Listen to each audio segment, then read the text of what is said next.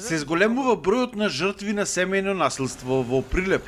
Според податоците од Центарот за социјална работа, само до 10 месец оваа година има пријавено 86 жртви, додека лани во целата 2024 имало 88 пријави.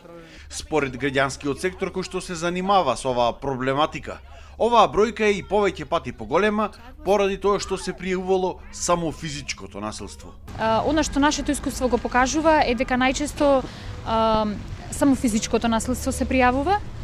Другите форми на насилство, како психолошко насилство, економско насилство во семејните односи, за жал скоро секогаш останува непријавено. Според психолозите пак, жртвите многу често одбираат да не пријават насилство, немаат соодветна заштита од државата и имаат страф од тоа што понатаму ако останат сами.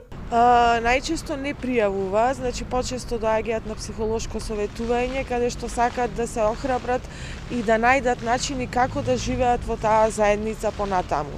Многу е тешко да пријават и многу е тешко да излезат од таа заедница. И психолозите и експертите сметаат дека е потребна далеку поголема заштита на жртвите од страна на државните институции, нивна едукација и добивање на економска самостојност, за да не ги пречутуваат тортурите кои што секојдневно се извршуваат врз нив.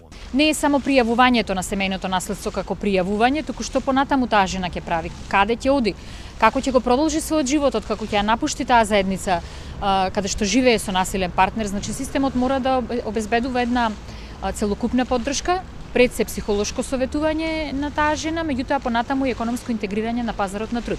Што понатаму би правеле во животот, што би правеле со децата, дали би ја напуштиле таа заедница и како би изгледало после тоа кога би ја напуштиле таа заедница, како би се, дали се економски зависни или се независни. Како најчести причини за вршење на семејно насилство, пред се нетрпеливоста и нетолеранцијата помеѓу брачните партнери, алкохолизмот, дрогата и други здравствени проблеми.